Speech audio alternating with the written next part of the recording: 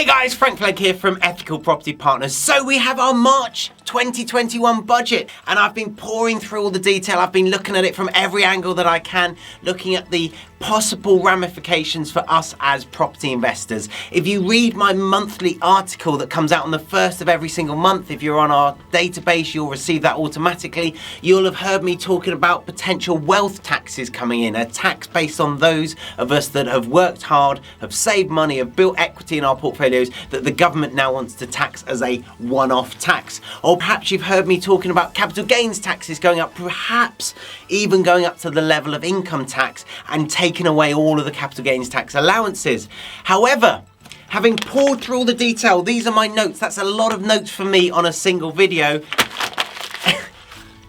There is very little to talk about from a property investment perspective because very little has changed about property investing. There are four main areas that I'm going to talk about in this episode. However, the main message is that our government wants to keep us on life support. Now, some of you might have read a book, and the book is called The Millionaire Next Door. It's a brilliant book about building wealth and about the traits that wealthy people share. You'll be interested and encouraged to know that many of them invest in real estate, as they say in America, property for us Brits. However, in that book, they talk about how to bring your children up in order to help them be wealthy. And what they find is that wealthy people often bring up children with a very poor mindset.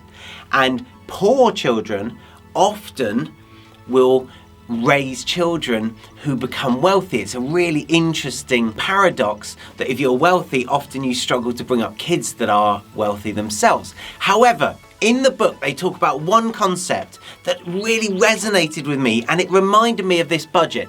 And that is that wealthy parents keep their kids on life support. That's the term that's used in this book.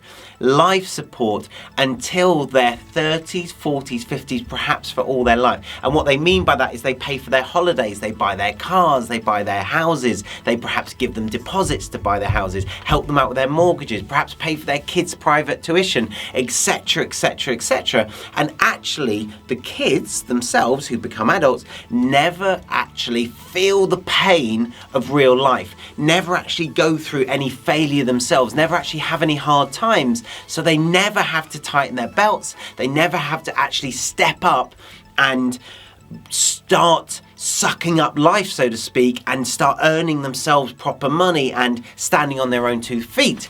And when I look at this budget from yesterday, it reminds me of that. It reminds me of a government that doesn't want to go through the necessary pain of the pandemic, of our reality that we've seen a 10% drop in GDP. That is absolutely massive. But instead in the budget, we're hearing 4% increase on last year. Woo, we're through the worst of it. No, that means we're still at 6.7% down on last year because of course it's a 10% drop, but we're already at 90% and then a 4% increase is not actually 6.7% below last year. So every number's being spun. We've got extensions of furlough, we've got extensions of self-employed life support. We've got increases to the number of self-employed people who are now being put on life support. Now, I don't have a problem. I'm not political in any way. As you know, this is about the numbers. This is about the impact on us as property investors. That's all I'm interested in.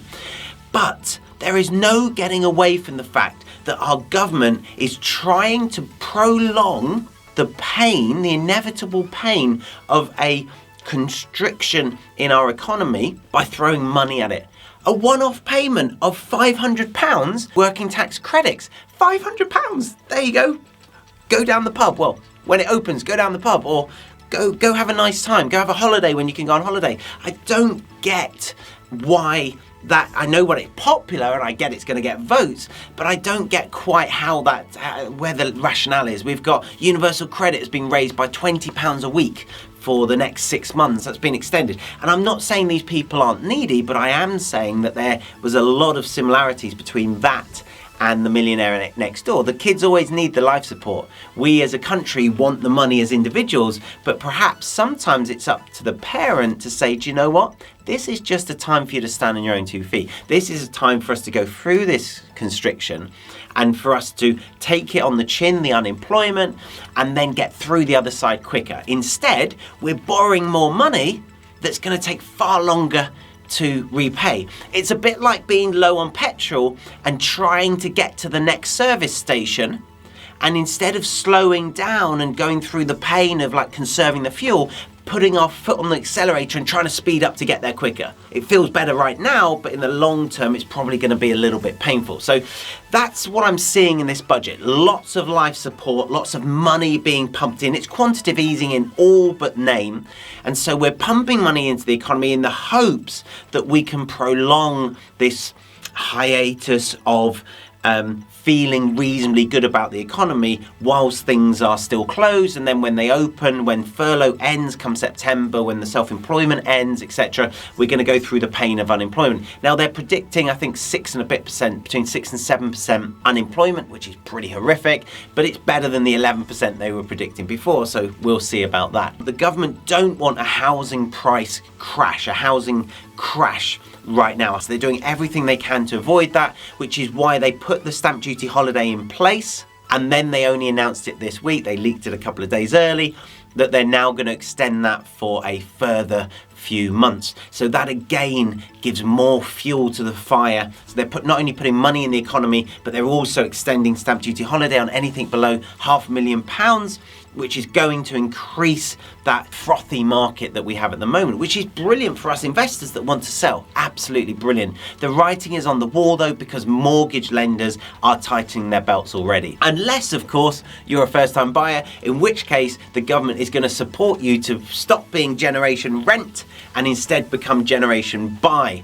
And what they're doing is they're underpinning 95% mortgages, which is just going to fuel house price growth even further. It's going to make properties less affordable. It's going to push rents up. It's going to put, because if values go up, rents follow. Inflation goes up, rents go up, as well as house prices going up. So those of us who've got portfolios already, great news for capital growth over the short term. Will we see a drop in capital values? I've been predicting that for over a year. Who knows? The government could keep pumping money in for a very long time. I think there has to be a readjustment at some point, but who knows? Maybe they'll keep borrowing and borrowing and borrowing. At the moment, the government's borrowing very cheaply because interest rates are so low. If interest rates start to climb, perhaps that will be the moment of reckoning, and perhaps we'll see a constriction then. And what I've been saying for the last year, though, is we mustn't try and time the market. That's a fool's errand. Warren Buffett says, don't try and guess the market. Just buy when it's sensible to buy and sell when it's sensible to sell. And do you know what? Right now, it's both. I am selling properties actively. I completed on a property yesterday. It was interesting, actually. As we were getting near to completion, my solicitor phoned me and she said, Frank, are you happy to complete? And I said, just wait an hour. I just want to hear what the budget says in case capital gains tax was changing. It didn't change. And so I went ahead and completed on that sale. So I'm buying at the moment below market value prices. I'm signing properties up on a control now, pay later strategy. But I'm also selling properties wherever I can at above market value prices because people are desperate to buy. The herd mentality is that I need to get in on the deal because I can save on a bit of stamp duty, I can save on the capital growth moving forward. So lots and lots of, I was going to say fake support, but it's real support. Lots and lots of real support from the government to artificially keep the housing market buoyant, in my humble opinion. Now, I did predict a wealth tax and capital gains tax restrictions, introductions, basically for things to get worse for us as investors. I really expected that in this budget. I was speaking to my advisors, they expected it as well. It didn't happen. What we've seen instead is just a freezing on lots of tax thresholds. So the real effect of that is that more of us will be paying more tax, but it's a very stealth way of doing it. It's a very gentle way of doing it. So in terms of the employment allowances, so how much you can pay yourself or your company can pay you or another company can pay you before you start paying tax, has been frozen. So obviously as inflation goes up, in real terms, the threshold has been lowered. Capital gains tax threshold has been frozen at $12,300 per person. I actually think that's a very generous threshold, especially given that there's two people in most property transactions if you have a spouse or a business partner. So £24,600 before you pay a penny of capital gains tax is pretty good if you're buying and selling £100,000 houses and you're buying and selling one a year, for example. We have also seen freezes around inheritance tax, about the pension lifetime values, etc., etc. All of those are going to hurt us as successful, wealthy entrepreneurs over the next few years. So it's worth bearing in mind that this tax grab is starting now. It has started very gently, much more gently than I expected, but I actually think that plays into the narrative of the government not wanting to panic anyone, not wanting to rock the boat, not wanting to worry people. They will be worried about people going offshore. They'll be worried about entrepreneurs throwing in the towel and not bothering to continue their businesses because they need those grassroots GDP generators within the country right now. So they're going very gently with us, which is great. Unless, of course, you're very successful at the moment. And people love to pick on the successful people, which is why they've brought in corporation tax, which is rising unprecedented. I didn't see this coming. I think they like to have a little shock in there somewhere, from 19% in 2021 to 25% in 2023. So that's an increase by 6% over just 2 years. Unbelievable increase, but only if your company's already making £250,000 a year, which is quite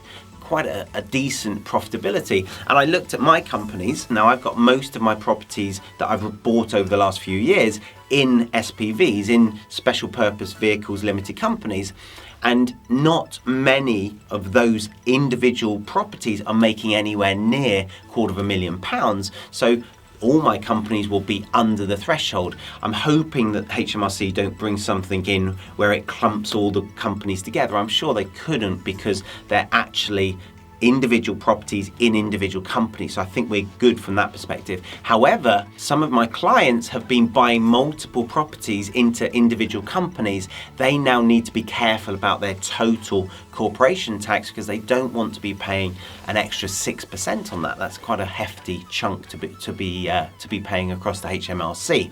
Now we've just offered 2 days ago. We offered on a commercial building, 1.95 million. We offered on it. It's a building with quite a few tenants in it. It's an industrial unit actually, and that profitability will be above the £250,000 corporation tax barrier. So we would be paying the 25% on that, and that will change our perspective on that investment quite substantially. So it's worth bearing in mind what you're doing, what you're looking to invest in. It's very early days to be thinking strategy, but we do need to be considering how we buy properties with this in mind. I also think, and this is my final point, capital gains tax isn't safe. We get 2 budgets a year now. We always used to have 1, now we have 2. So we'll have an autumn budget as well. I wouldn't be surprised if capital gains tax made more stringent, if the allowance is reduced, if the percentage tax, so the rate at which we're taxed, is increased in the autumn budget,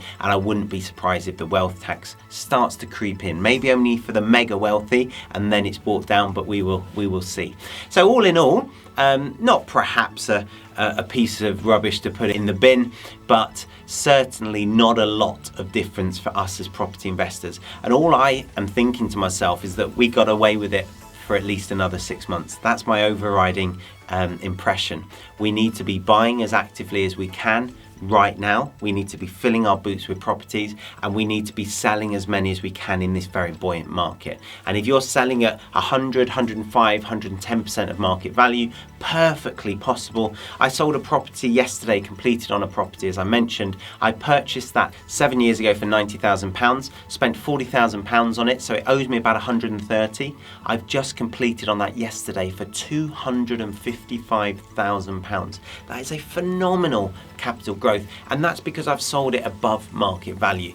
And so you need to be looking at the moment at opportunities of selling your properties above market value whilst purchasing below market value. And it might sound a bit contradictory to say, how can it be a good time to buy and a good time to sell? It is both right now. It's phenomenal actually, because there's loads of people that want to buy, not necessarily investors, but certainly loads of first-time buyers, loads of homeowners that can buy with no stamp duty at the moment. Perhaps they've got cash. That was a cash purchase yesterday at 255. Or perhaps they've got access to mortgages because of the 95% support that's coming in, perhaps because they've maintained their job and they've got good credit, etc. So there's a lot of willing and able buyers right now. But there are also a lot of frustrated, scared, fed up investors that want to offload. And so there's a real dichotomy in the market that we can exploit. We can make great money right now. So if you're sat on the sidelines, this is my biggest take-home message. If you're sat on the sidelines right now, you are missing out. You have to get into property. You have to start investing if you haven't invested before. And if you've already invested and you've got yourself a portfolio, start selling. Sell as much as you can, because prices are brilliant right now. And I don't expect them to be brilliant for the next few years. However, if they keep getting better and better over the next few years, who cares what you sold now if you're also buying tons right now? If you're buying loads of property right now and you're selling some right now, great, you've got loads of cash in the bank, you can buy more, but you're buying more at a discount, and so overall your net worth is going up as the property market rises, as your properties get more valuable. So you really can't lose at the moment if you're following sophisticated property investing principles, if you're doing things sensibly, if you're following the EPP systems, which are really, really robust. Guys, if you've enjoyed this episode, if you enjoyed my slight rant, slight soapbox interpretation of the budget, hit the subscribe button, then click the notification bell and you'll see my next episode. We're putting out 2 YouTube episodes a week now. If you have any ideas for topics you'd like me to cover, if you've got questions you'd like to ask me, pop them in the comments below and I will happily answer them. Until next time, happy investing.